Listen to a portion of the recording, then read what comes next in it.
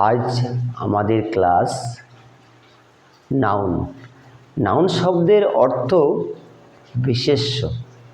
নাউনকে আবার 5 ভাগে ভাগ করা যায়।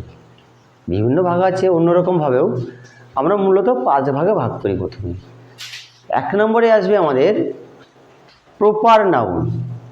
তাহলে আমরা আজকে প্রপার নাউন সম্পর্কে শিখব। প্রপার নাউন কাকে বলে? যে নাউন নির্দিষ্ট কোনো ব্যক্তি, বস্তু বা স্থানের নাম বোঝায় তাকে বলে প্রপার নাউন। নির্দিষ্ট ব্যক্তি, বস্তু এবং স্থানের নাম বোঝালে সেটা প্রপার নাউন হয়। এখানে দেখো উদাহরণ হিসাবে আমরা লিখেছি রীনা, বিকাশ, রামায়ণ, গীতা, পুরাণ, হিন্দু, এই কটা উদাহরণ লিখেছি। এখানে বিশেষত দেখো প্রত্যেকটা প্রপার নাউন ক্যাপিটাল লেটার দিয়ে শুরু হয়। প্রত্যেকটা প্রপার নাউন ক্যাপিটাল লেটার দিয়ে শুরু হয়। তাহলে আমরা যদি কোথাও সেন্টেন্সের মাঝখানেও ব্যবহার করি তাহলে সেটা কিন্তু ক্যাপিটাল লেটার হবে। যদি লেখা হয় দা রামায়ণ ইজ অ্যান এপিক, রামায়ণটা তো সেন্টেন্সের মাঝখানে, তবু ক্যাপিটাল লেটার। এরকম প্রত্যেকটা ক্যাপিটাল লেটার হবে।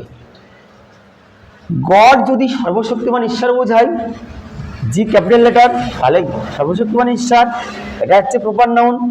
লর্ড যদি এল ক্যাপিটাল লেটার হয় এবং সর্বশক্তিমান বোঝায় এবং তার সাম্রাজ্য বিস্তারের, লর্ড বলতে জমিদার বোঝায়, আবার লর্ড বলতে ঈশ্বরকে বোঝায়। তাহলে আমরা লর্ডটা যখন সর্বশক্তিমান বোঝাবো তখন লর্ড এলটা বড় হতে থাকলে সেটা যদি সেন্টেন্সের মাঝখানে থাকে বা সর্বশক্তিমান বোঝায় তাহলে আমরা সেটাকে প্রপার নাউন হিসেবে বুঝবো। আরেকটা দেখো উদাহরণ লিখেছি let our father bless all. এখানে ফাদার সেন্টেন্সের মাঝখানে এ বড় হাতের আছে, অর্থাৎ লেট আওয়ার ফাদার, এই ফাদারটাকে বোঝাচ্ছে কি সর্বশক্তিমান ঈশ্বর, গডকে বোঝাচ্ছে। সেজন্য এটা ফাদারটা আমরা আপাত দৃষ্টিতে দেখে মনে হলেও এটা কমন নাউন, এটা হবে প্রপার নাউন। আরেকটা দেখো লিখেছি it is a child of fortune, এটা সৌভাগ্যের শিশু। It is a child, child of fortune. ফরচুনের একটা বড় হাতের, ফরচুন সৌভাগ্য, এটা হচ্ছে অ্যাবস্ট্রাক্ট নাউন। কিন্তু এখানে দেখো একটা বড় হাতের আছে আর এটা কি আছে, অর্থটা দেখো ইট is a child of fortune, এটা সৌভাগ্যের শিশু, মানে সে শিশুটা জন্মগ্রহণ করেছে। শিশুটা কে?